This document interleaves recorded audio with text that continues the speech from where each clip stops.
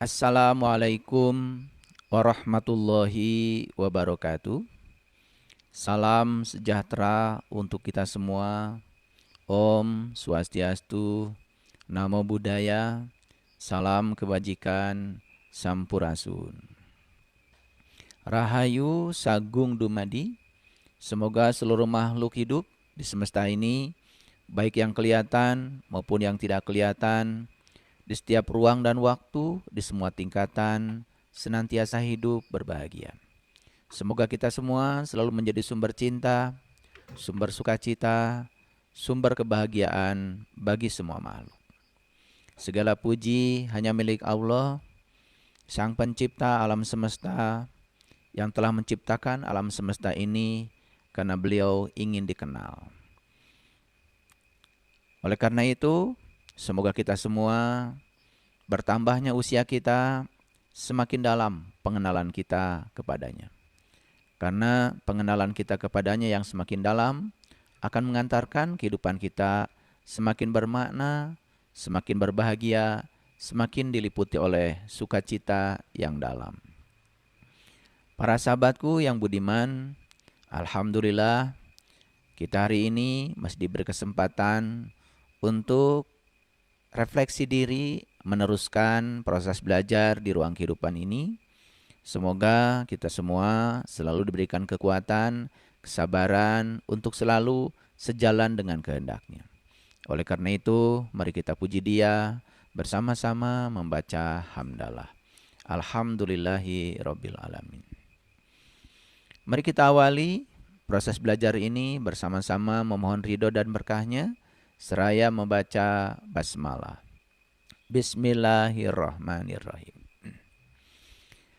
Di episode kali ini, saya akan mengajak kita semua untuk berpikir tentang diri kita.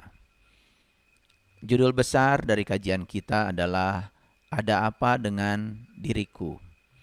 Ada apa dengan diriku? Sebuah pertanyaan yang sederhana, dan kalau pertanyaan ini dialamatkan secara jujur kepada kita, maka kita akan menemukan begitu banyak mutiara, begitu banyak jawaban yang akan mengantarkan kita untuk menemukan kehidupan yang bermakna. Di episode Ada Apa Dengan Diriku ini, tentu saja kita akan banyak sekali untuk mengungkap rahasia alam. Tentu saja yang pertama saya akan mencoba untuk mengungkap tentang mengapa kita semua ada di sini. Kita kembali lagi kepada kesederhanaan sebuah pertanyaan, dan semoga kesederhanaan pertanyaan ini akan mengantarkan kita kepada kehidupan yang lebih bermakna lagi. Barangkali itu sebagai prolog dari saya untuk memasuki episode Ada Apa Dengan Diriku. Tentu saja di episode kali ini saya akan banyak mengajak para sahabat untuk introspeksi diri, bermuhasabah kepada diri kita. Karena judulnya saja Ada Apa Dengan Diriku. Semoga episode-episode yang akan kita lalui membawa kita kepada proses untuk meniti pada diri kita lebih dalam lagi. Episode yang pertama tentu saja saya akan berbicara tentang mengapa kita ada di sini. Ini pertanyaan sederhana. Tetapi kalau kita tidak mempertanyakannya, maka kita pun tidak menemukan jawabannya. Banyak sekali barangkali di antara kita yang belum menyadari kenapa kita ada di sini. Untuk apa kita ada di sini? Siapakah sesungguhnya kita? Apa peran kita sesungguhnya di sini? Pertanyaan-pertanyaan sederhana ini banyak yang tidak bisa menjawabnya. Oleh karena itu, mari kita coba merenungi semua pertanyaan ini, pertanyaan sederhana ini, sehingga kita bisa menemukan kebermaknaan hidup. Para sahabat, mengapa kita ada di sini? Di sini yang saya maksud tentu saja adalah dunia ini. Kan ada pertanyaan, apakah planet yang seperti bumi ini cuma satu-satunya di alam semesta? Tentu saja, para ilmuwan telah mengungkapkan ternyata planet seperti bumi ini itu bukan satu-satunya. Bahkan dalam satu galaksi saja, jumlah planet seperti ini itu ternyata ada miliaran. Belum lagi jumlah galaksi juga ada miliaran. Berarti sesungguhnya planet seperti bumi ini banyak. Tentu saja kalau kita memikirkan keterbatasan dari semesta ini tidak akan pernah selesai. Karena sesuatu yang tak terbatas tidak mungkin bisa kita pikirkan. Tetapi kita berfokus pada area yang sederhana saja. Bahwa kita sekarang ada di bumi. Dan mengapa kita diutus ke bumi ini? Kalau saya mempertanyakan mengapa diutus, berarti kan ada yang mengutus, ada yang diutus. Dan mengapa kita ada di sini? Untuk apa kita ada di sini? Ini pertanyaan sangat sederhana sekali. Lalu, kenapa kita terlahir ke sini? Siapa sesungguhnya yang melahirkan kita di sini? Ini pertanyaan-pertanyaan yang harus kita ungkap, yang harus kita jawab. Status kita adalah ciptaan. Kalau kita ini ciptaan, berarti tentu saja ada Sang Pencipta. Sang Pencipta tidak mungkin membuat ciptaan tanpa tujuan. Karena setiap ciptaan itu tentu saja dibuat karena Sang Pencipta punya tujuan. Pertanyaannya kan sederhana. Siapa sesungguhnya yang punya tujuan terhadap ciptaan? Tentu Sang Pencipta. Jadi kalau kita adalah ciptaan, berarti ya yang punya tujuan tentang ciptaan kita ya itu adalah Sang Pencipta. Karena ada pertanyaan lagi ya. Kalau kita ini ciptaan, dicipta oleh Sang Pencipta, terus Sang Pencipta membuat ciptaan untuk apa? Ini pertanyaan akan terus semakin dalam. Dan ini memerlukan kejujuran dari kita semua untuk mengungkapnya. Lalu dikaitkan lagi, apakah aktivitas kehidupan kita saat ini sudah sesuai dengan rencana Pencipta menciptakan kita? Terus, kalau tidak sesuai aktivitas kehidupan kita dengan rencana Sang Pencipta menciptakan kita, terus apa yang terjadi? Terus ini akan berlanjut pertanyaan-pertanyaan seperti ini. Apalagi kalau kita bertanya asal muasal kita. Sebetulnya ya, asal muasal kita ini dari mana? Yang disebut dengan diri ini siapa? Nah, kita sudah tahu bahwa diri ini kan ada dua bagian. Bagian yang pertama adalah diri yang jasmani. Bagian yang kedua adalah diri yang ruhani. Terus diri yang jasmani ini dari mana asalnya? Kenapa dibentuk seperti ini? Kenapa diri-diri yang jasmani ini kok beragam di semesta ini? Ada jutaan bentuk dari diri jasmani. Dan mengapa kita takdirnya sekarang menjadi diri yang jasmani, memiliki tubuh yang disebut dengan manusia? Itu juga menimbulkan banyak pertanyaan. Lalu diri yang ruhani itu sebetulnya berasal dari mana?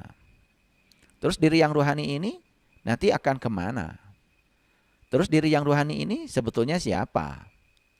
Itu juga akan melahirkan begitu banyak pertanyaan.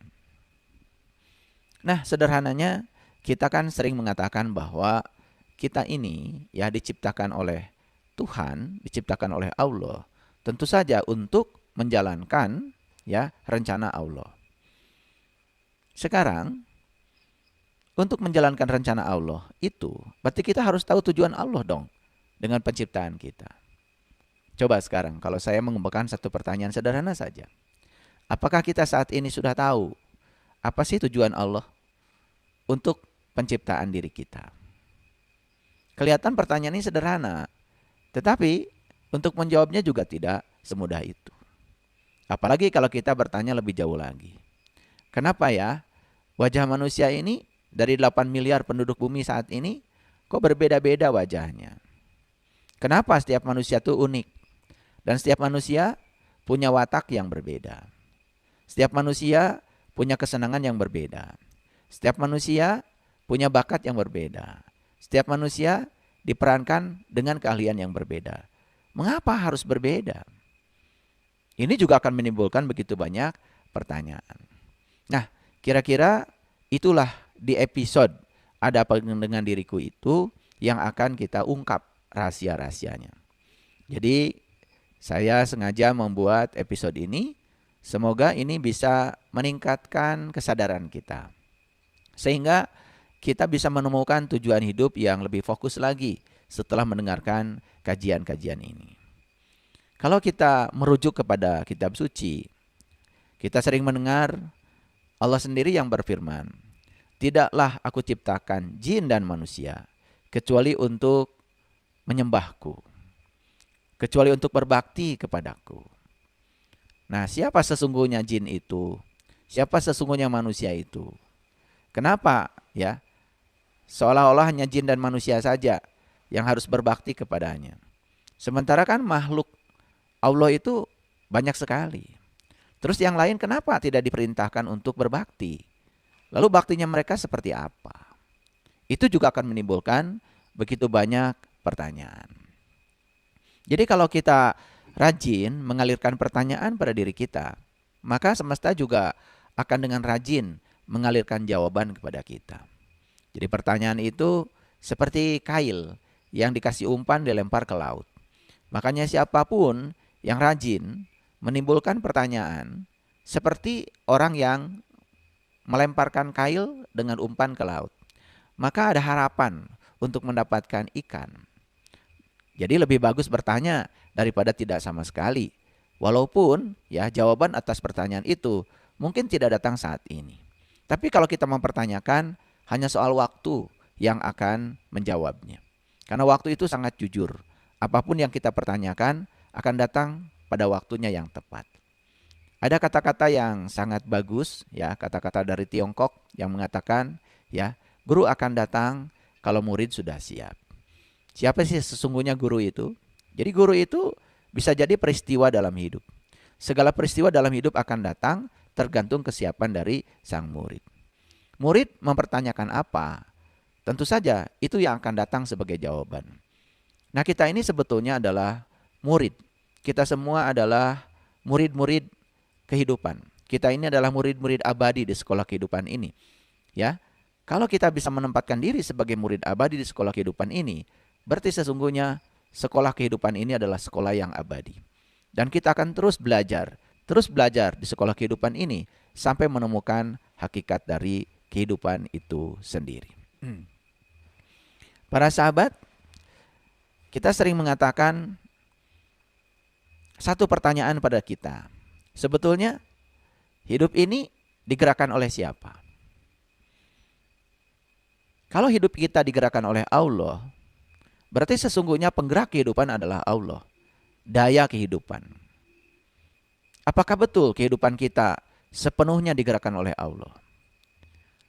Atau malah justru kehidupan kita digerakkan oleh tujuan-tujuan kita? Jadi kalau kehidupan kita digerakkan oleh tujuan-tujuan kita, sederhana saja misalkan seperti ini. Kita bekerja. Apakah betul kita bekerja semata-mata digerakkan oleh Allah dan untuk kesenangan Allah? Coba kita lihat niat terdalam kita bekerja. Kalau kita bekerja justru digerakkan oleh ketakutan kita akan kehidupan yang kekurangan, ketakutan akan kekurangan uang, ketakutan akan kekurangan harta, ketakutan cicilan tidak terbayar, dan ketakutan-ketakutan yang lain. Tanpa disadari bahwa sesungguhnya hidup kita digerakkan oleh ketakutan kita sendiri. Nah, siapa ketakutan itu? Apakah ketakutan itu adalah Allah? Bukankah Allah itu adalah sumber kebebasan? Jadi kalau kita digerakkan oleh ketakutan, berarti sesungguhnya ketakutan itulah yang menjadi penggerak hidup kita. Tapi tanpa disadari, kita tidak pernah jujur. Ya, kita sering mengatakan bahwa saya bekerja karena Allah. Tapi apakah betul kita melakukan aktivitas karena Allah? Jangan-jangan kita melakukan aktivitas di semesta ini justru karena ambisi kita, karena harapan-harapan kita, bahkan ambisi dan harapan yang berbeda dengan tujuan Allah mengutus kita ke semesta ini. Sampai-sampai kita pun tidak menyadari bahwa sesungguhnya Allah mengutus kita ke semesta ini sudah memberikan bekal yang cukup. Ada bekal yang bersifat jasmania, ada bekal yang bersifat ruhania. Ada potensi dalam diri kita yang dibekalkan Allah kepada kita, berkah yang luar biasa, yang mungkin sampai saat ini kita pun belum menemukan bekal yang diberikan Allah kepada kita. Makanya setiap manusia itu kan sebetulnya jenius di bidangnya. Tetapi kita pun tidak pernah menemukan sesungguhnya kita jenius di bidang apa ya. Itu dalam bahasa anak muda yang disebut dengan passion barangkali. Jadi kita ini jenius di bidang apa? Apakah kita melakukan pekerjaan di semesta ini sebagai beban atau sesuatu yang menyenangkan? Dan kalau kita mengerjakan pekerjaan di semesta ini sebagai beban, bukan sesuatu yang menyenangkan, berarti kan ada yang salah dengan kita. Makanya kita kadang-kadang merasakan di tugas kita saja terbebani dan kita tidak happy. Dan kalau kita tidak bahagia menjalankan kehidupan ini, apa yang salah dengan kita? Nah, itu kan akan menimbulkan begitu banyak pertanyaan. Pada dasarnya, semua manusia itu kan diliputi oleh berbagai macam kegelisahan, kekhawatiran, kecemasan. Tapi lucunya, manusia pun tidak pernah mencari upaya untuk menutupi kegelisahannya sendiri. Sederhana saja para sahabat. Misalnya, kita dulu mengharapkan punya rumah bagus. Ya, setelah rumah itu tercapai, ternyata kita juga mendiami rumah itu dalam kegelisahan. Kita tidak bahagia. Dulu kita mendambakan ingin sekolah tinggi. Lalu gelar demi gelar sudah diraih. Lalu mencapai puncaknya akademik. Lalu setelah mencapai puncaknya akademik pun bingung dengan kehidupan ini. Mengalami kegelisahan lagi. Dulu kita berharap suatu saat kita bisa memiliki kendaraan yang diimpikan. Tapi setelah mencapainya, kita pun gelisah. Dulu berharap kita bisa berumah tangga, memiliki pasangan, dan membayangkan dengan hidup dengan pasangan orang yang dicintai pasti akan bahagia. Tapi kenyataannya banyak juga orang yang setelah berumah tangga tidak mencapai kebahagiaan yang didambakannya itu. Malah justru ada yang mengatakan ketika berumah tangga malah memasuki dalam tanda kutip neraka baru. Tidak menemukan kebahagiaan, malah menemukan kegelisahan. Lalu manusia terus saja berpikir tentang masa depan. Kebahagiaan pun jadinya ditunggu. Terus menunggu kebahagiaan. Yang entah kapan kebahagiaan itu akan datang. Hanya menuruti ilusi pikiran saja. Nah, ketika itu terjadi, kan harusnya dipertanyakan juga pada diri kita. Sebetulnya ada apa sih dengan diriku? Gitu. Kita sudah menganut agama tertentu. Kita sudah mengikuti semua ritual-ritual yang diajarkan oleh para pemuka agama. Kita sudah mengikuti semua jalan itu dengan sepenuhnya. Tapi ternyata masih juga mengalami kegelisahan. Takut menghadapi kehidupan, takut menghadapi kematian. Bahkan tidak sedikit justru mengalami penderitaan di dalam kehidupannya. Padahal sudah menjalankan semuanya. Dicoba intensitas untuk menjalankan ritual agama ditingkatkan. Tetapi semakin ditingkatkan juga tidak membawa perubahan baru dalam kesadaran. Sebetulnya ada apa dengan diriku?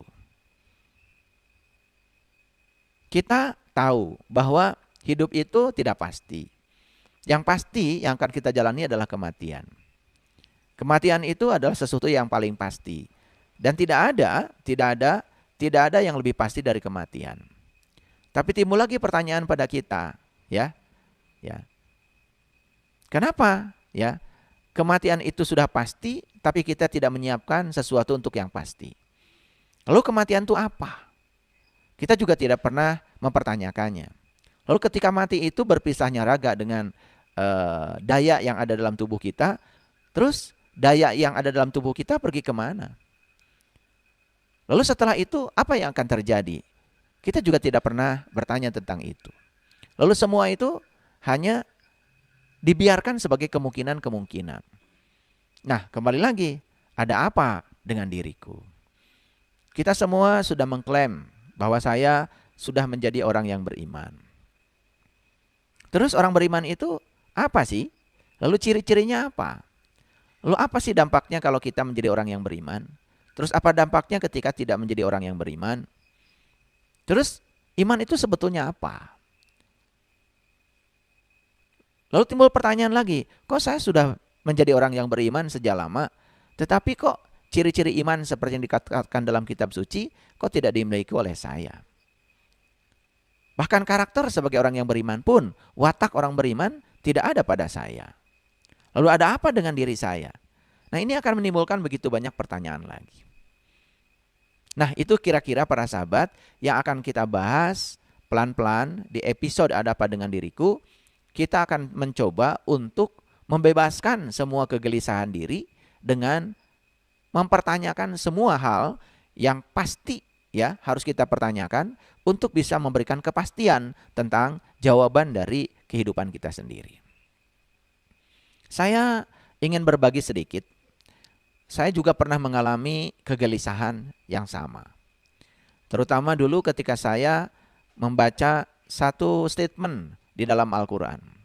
Statement ini saya baca di Quran beberapa surat sebetulnya. Tapi yang paling pokok statement ini saya baca di Quran surat Al-Waqiah. Jadi kalau kita membaca surat Al-Waqiah, itu di bagian tengah dari surat Al-Waqiah, ayat 83, 84, 85, 86, itu ada pernyataan yang bagi saya itu sangat menggelisahkan. Maka ketika nyawamu sampai di kerongkongan, pada saat itu kamu harus melihat. Aku lebih dekat kepada kamu, tetapi mengapa kamu tidak melihat? Nah, kalau pertanyaan itu ya dipertanyakan dengan penuh kesadaran, kan pertanyaan itu juga akan berantai. Apa rantai dari pertanyaan itu? Maka ketika nyawa sampai di kerongkongan, itu kan berarti saya akan mengalami yang namanya sakaratul maut. Terus ada pertanyaan, apa sih sakaratul maut itu? Kan itu pertanyaannya. Lalu apalagi ketika kita membaca secara jujur, pada saat itu kamu seharusnya melihat. Kan ada pertanyaan lagi. Kalau saya harus melihat saat itu, mata mana yang harus melihat? Terus kalau saya harus melihat, apa yang harus saya lihat? Kalau saya harus melihat, ya, dengan cara apa saya harus melihat? Kan pada saat seseorang sedang mengalami sakaratul maut, yang jelas mata fisik kan sudah mulai tertutup. Bahkan ya walaupun mata fisik masih terbuka, tetapi kan kesadaran tentang mata fisik itu sudah mulai hilang. Kemampuan melihat itu sudah dikurangi. Kemampuan mendengar sudah dikurangi. Lewat proses sakit misalkan yang diderita berbulan-bulan atau bertahun-tahun. Kan semua daya itu sudah mulai berkurang. Daya untuk menikmati makanan sudah berkurang. Daya untuk melangkahkan kaki sudah berkurang. Daya untuk menggerakkan tangan sudah berkurang. Daya untuk memikirkan sesuatu sudah berkurang. Kan sebetulnya ya kalau kita mau jujur, kematian itu sudah berlangsung dari sekarang. Bahkan sel-sel dalam tubuh kita pun sudah mengalami yang namanya kematian. Jadi kematian itu tidak serta-merta, karena kematian itu juga mengalami proses evolusi. Jadi ada pertanyaan lagi, ya, ketika kita mati nanti, ya, apa yang harus saya lihat? Lalu dengan mata mana saya harus melihat? Bagaimana caranya supaya saya bisa melihat? Wah, banyak sekali ya pertanyaan harus kita jawab. Berikutnya ada lagi pertanyaan. Terus kalau saya sakaratul maut itu tidak melihat, apa yang terjadi dengan masa depan saya kalau saya tidak melihat? Apa akibatnya yang harus saya tanggung kalau saya tidak melihat? Dan kalau saya melihat, bagaimana perjalanan saya ke depannya? Itu juga menimbulkan begitu banyak pertanyaan. Jadi Allah mengatakan dalam Al-Quran, aku bersamamu. Bahkan aku lebih dekat daripada urat nadi lehermu. Tapi mengapa saat itu kamu tidak melihatku? Itu pertanyaan. Ada lagi ayat lain ya. Di Quran Allah mengatakan, ketika aku sudah selesai meniupkan ruhku kepadamu. Kan Allah kemudian bertanya, apakah aku ini Tuhanmu? Alastu bi rabbikum? Kemudian kita saat itu bisa menjawab, qalu bala syahidna. Ya, aku menyaksikan. Pernah nggak ada pertanyaan pada diri kita? Oh, jadi saat itu berarti saya sudah menyaksikan. Nah, saat itu di mana? Kapan? Pernah nggak bertanya seperti itu? Lalu selanjutnya, kalau saat itu saya sudah menyaksikan, kan timbul pertanyaan lagi. Loh, kenapa?